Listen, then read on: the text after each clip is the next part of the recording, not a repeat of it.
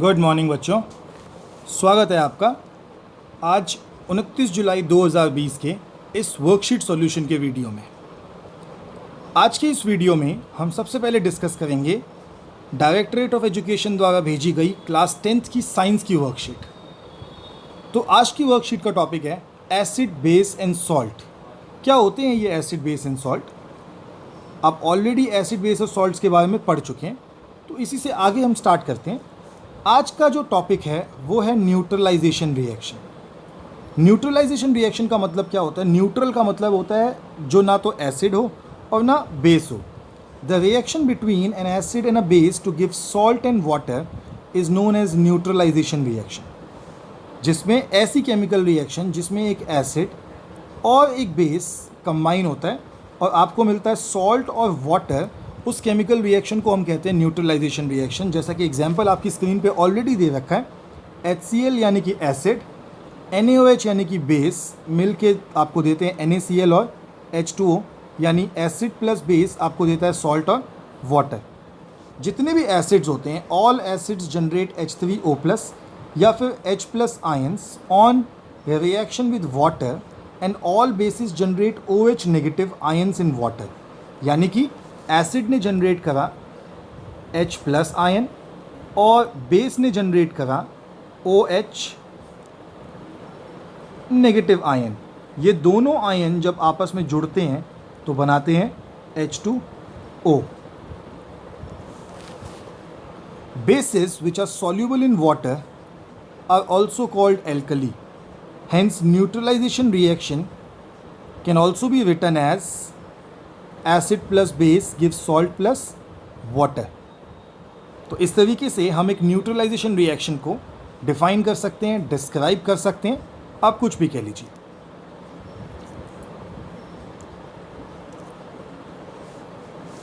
All acids generate H3O+, जो कि हमने अभी भी समझ लिया। अगला जो टॉपिक आज हम समझेंगे वो है pH स्केल। pH का मतलब होता है पोटेंस हाइड्रोजन, मतलब हाइड्रोजन की power. The strength of acids and base depend on the number of H+ ions and OH ions produced. Acids that give rise to more H+ ions are said to be strong acids, and acids that give less H+ ions are said to be weak acids. Same is the case with bases also. A scale for measuring hydrogen ion concentration is called pH scale. तो जो hydrogen ion की concentration को major करता है उसे कहते हैं pH scale. pH stands for power of H+. The pH of a neutral solution is 7. ये ध्यान रखना है हमको, क्योंकि इस पे क्वेश्चन आएगा। किसी जो न्यूट्रल सॉल्यूशन होता है उसका जो pH होता है वो होता है 7. Values less than 7 on the pH scale represent an acidic solution, and pH values from 7 to 14 represent an increase in OH ion concentration in the solution to increase in the strength of alkali. यानी कि 0 से 7 जो होंगे उनको हम कहेंगे acid, और 7 to 14 वालों को हम कहेंगे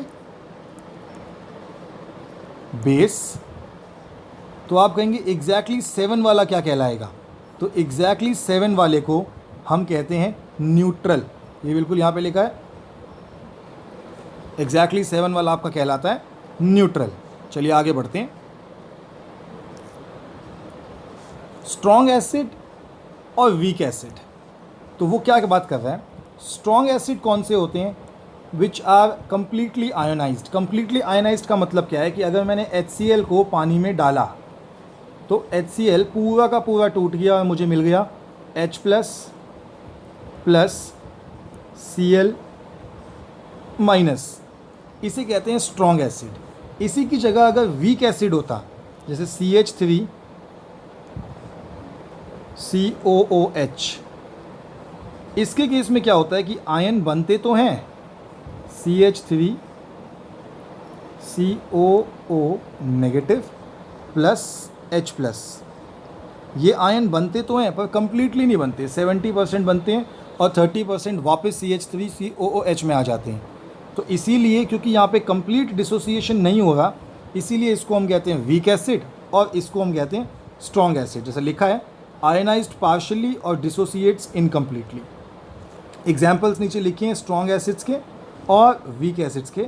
बिल्कुल सेम ऐसे ही होता है, जो 100% आयनाइज हो जाएगा वो स्ट्रॉन्ग बेस है और इसके अंदर OH की कंसनट्रेशन ज़्यादा होती है। जो कम्प्लीटली आयनाइज नहीं होगा वो वीक बेस है और इसके अंदर OH की कंसनट्रेशन भी कम होती है। तो एग्जाम्पल्स भी नीचे लिखे हुए हैं, तो चलिए क्वेश्चन आंसर्स देख लेते हैं इसके। अब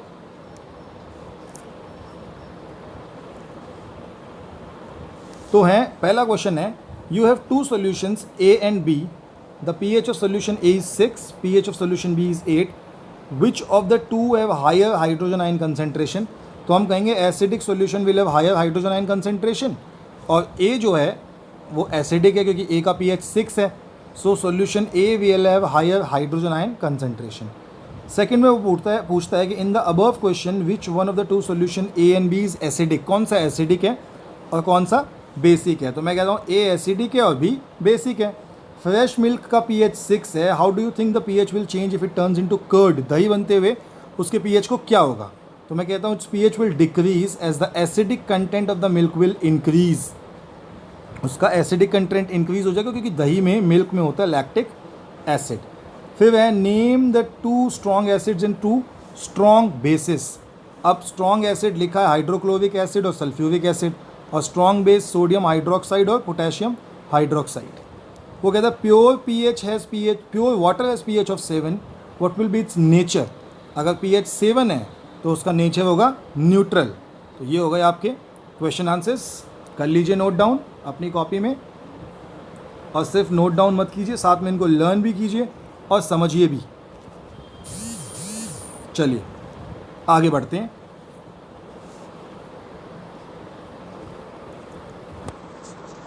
आगे है आपका अगली वर्कशीट मैथ्स की, और आज की मैथ्स की वर्कशीट में जो मेथड हम समझने जा रहे हैं उस मेथड का नाम है elimination method. Hey friends, I watched a movie, the hero got a gadget, this gadget helps him become invisible, no one can see him, he tried to eliminate corruption from society by using this gadget, he taught lesson to bad elements of the society. वो एक hero की बात कर रहे हैं जिन्होंने society के bad elements को सबक सिखाया। हाँ, we can eliminate numbers by additive inverse. तो मैथ्स में एडिटिव इन्वर्स से हम नंबर्स को एलिमिनेट कर सकते हैं, और एडिटिव इन्वर्स क्या होता है, we can eliminate like terms, 3x minus x 0, same जो टर्म्स होती हैं -4y plus 4y 0, -2x plus 2x 0, जो सेम टर्म्स होती हैं उनको हम काट सकते हैं, उनको हम हटा सकते हैं। तो वो कहता है फिल विद अप्रोप्रिएट कोफिशिएंट, तो 3y minus 3y, 4x minus 4x, 2x minus 2x, 5x minus 5x। तो ये हो जाएगा आपका। चाहे तो इनको नोट डाउन कर लीजिए आप लोग। चलिए आगे बढ़ते हैं। आगे है एलिमिनेशन मेथड। क्या होता है एलिमिनेशन मेथड? इसके स्टेप्स हैं कि मल्टीप्लाई वन और both equations with suitable non zero constant, add subtract one equation from the other to get the equation on one variable, solve the equation one variable, substitute this value to get one variable, original equation to get the value of other variable। Simple सी बात है, if already equal coefficient of same variable, no need to multiply, free to eliminate any one variable in the equation when the coefficient of one variable is multiple of the other, for same variable only one equation need to be multiplied। तो ये बहुत सारे rules हैं जो आपको questions में ही समझाऊंगा।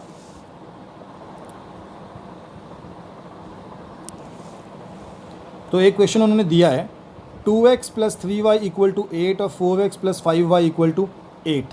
करना क्या है कि जो स्टार्टिंग का 2x है और स्टार्टिंग का 4x है, इनको इक्वल करना है।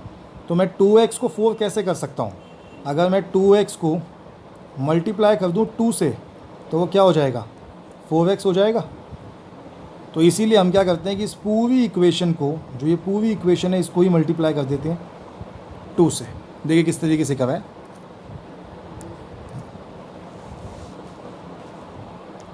तो हमने क्या किया, 2x plus 3y plus equal to 8 को 2 से मल्टीप्लाई कर दिया, ये हो गया 4x plus 6y equal to 16। और फिर उसके बाद हमने 4x प्लस 6y प्लस 16 और दूसरी इक्वेशन थी 4x प्लस 5y प्लस 8। ये करने के बाद हमने साइन चेंज करे, जो 4x यहाँ प्लस का था उसे माइनस कर दिया, 5y प्लस का था वहाँ माइनस कर दिया, 8 प्लस का था उसे माइनस कर दिया, और सब्ट्रैक्ट करने पे जो हमारा आंसर आया वो आया 6y माइनस 5y यानी कि y और 16 माइनस 8 यानी कि 8, तो आपकी y की वैल्यू आ गई 8। इस y की वैल्यू को हम पुट करेंगे इक्वेशन 1 में और हमारी x की वैल्यू आ जाएगी जो कि आई -8, जिससे हमारा आंसर आ गया x -8 और y 8।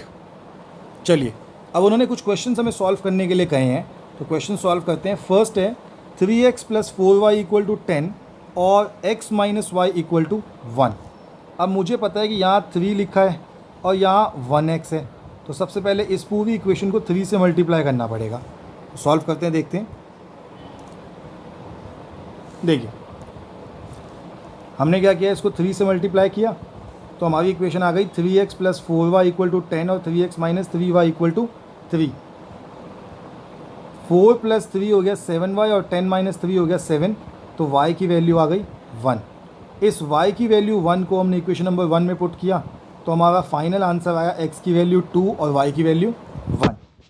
सिमिलरली दूसरी तरफ जो दूसरा क्वेश्चन था वो था 3y - 5z = 4 और 9y - 2z = 7। अब यहाँ 3 है और यहाँ 9 है। अगर आप ज़्यादा दिमाग नहीं लगाना चाहते तो क्या करना है, आपने देखना है 3y है और सेकंड साइड 9y है, तो इस 9 से मल्टीप्लाई कर दो 3 को और 3 से मल्टीप्लाई कर दो 9 को, सिर्फ 9 को नहीं पूरी इक्वेशन को। वही मैंने किया, इसको मल्टीप्लाई कर दिया 9 से और दूसरी को मल्टीप्लाई कर दिया 3 से। जो आंसर आया उसमें देखिए ये एलिमिनेट हो गया, 45 और 6z माइनस करने पे आया -39z। मेरा फाइनल आंसर z की वैल्यू आ गई -5/13। इसको इक्वेशन नंबर 1 में पुट किया तो मेरा फाइनल आंसर जो सब कुछ सॉल्व करने के बाद आया वो आया y की वैल्यू 27/9 और z की वैल्यू -5/3। कर लीजिए नोट डाउन अपनी स्क्रीन को पॉज करके, हम आगे बढ़ते हैं।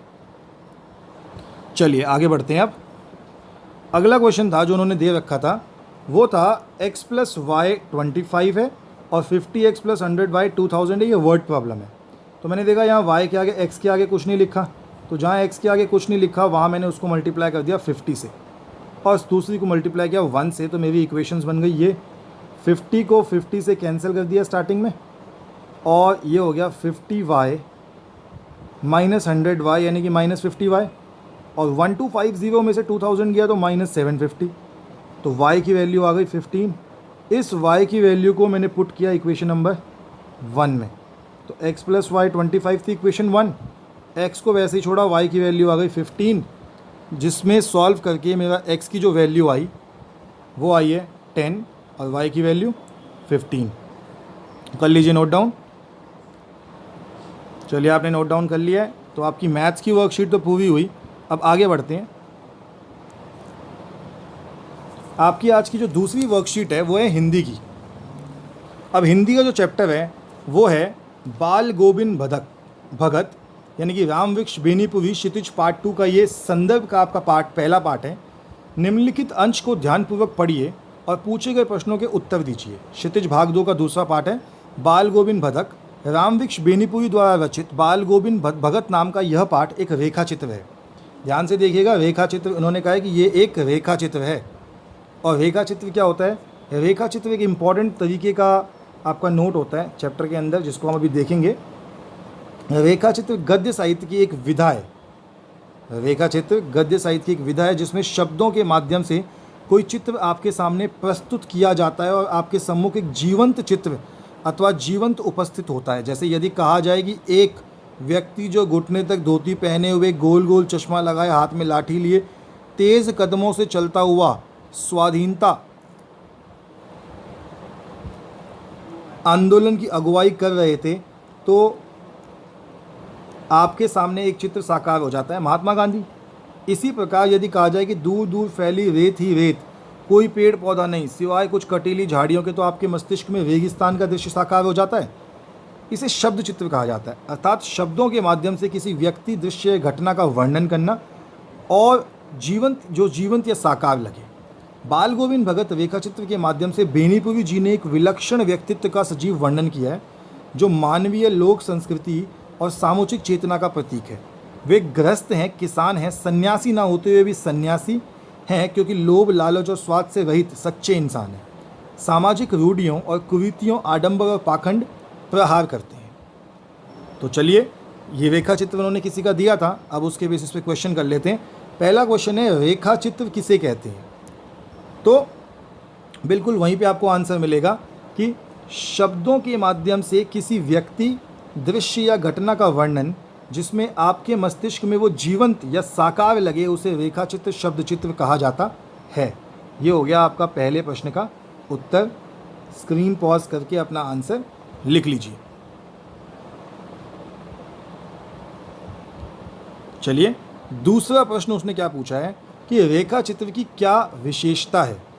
तो विशेषता क्या है रेखा चित्र की? अगर हम विशेषता देखें तो रेखा चित्र की विशेषता ये है कि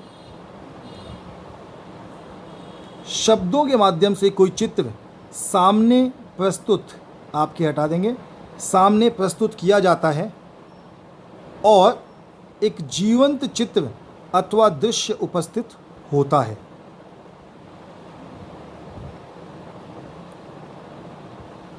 तो ये हो गया आपका प्रश्न दूसरे का उत्तर। ये आपका क्वेश्चन नंबर 2 हो गया। स्क्रीन पॉज करके आप इसका आंसर लिख सकते हैं, और अगर आपके पास वर्कशीट आपके हाथ में है तो उसमें भी आप देख सकते हैं। मैं आगे बढ़ रहा हूँ तीसरे प्रश्न की तरफ। तीसरा प्रश्न है कि दूसरे पैरों के आधार पर बाल गोविंद भगत के बारे में आप क्या कहना चाहेंगे? तो बाल गोविंद भगत के आधार पर हम क्या कहेंगे कि वे मानवीय लोक संस्कृति और समूची चेतना के प्रतीक हैं। वे गृहस्थ हैं, किसान हैं, सन्यासी ना होते वे भी सन्यासी हैं, क्योंकि लोभ, लालच और स्वाद से रहित सच्चे इंसान हैं। सामाजिक रूढ़ियों और कुरीतियों, आडंबर और पाखंड पर वे प्रहार करते हैं। तो ये आपका हो गया तीसरा आंसर।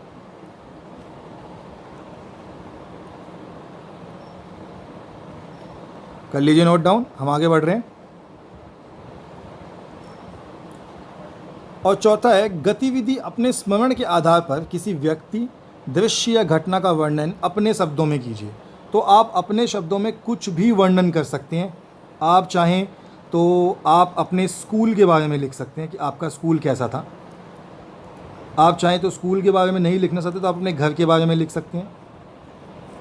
आपको कौन सा खेल पसंद है, आप उस खेल के बारे में लिख सकते हैं। आप किसी भी चीज़ के बारे में इसमें लिख सकते हैं, पर ये अपने आधार पे आपने लिखना है। व्यक्ति, दृश्य, घटना, कुछ भी। आप चाहें तो आप गांधी जी के बारे में लिख सकते हैं। गांधी जी के बारे में तो अगर आप देखेंगे तो आपके इस लेख में भी गांधी जी के बारे में लिखा हुआ है। ये लिखा है, व्यक्ति जो घुटने तक धोती पहनते हुए, गोल चश्मा लगाए, हाथ में लाठी लिए, तेज कदमों चलता हुआ स्वाधीनता आंदोलन की अगुवाई कर रहे थे। ये महात्मा गांधी के बारे में लिखा है। आप चाहें तो किसी और के बारे में लिख सकते हैं। तो बच्चों, आज की आपकी वर्कशीट कंप्लीट हुई। आपसे कल फिर मिलेंगे कल की वर्कशीट के साथ। तब तक के लिए स्टे हेल्दी, स्टे सेफ।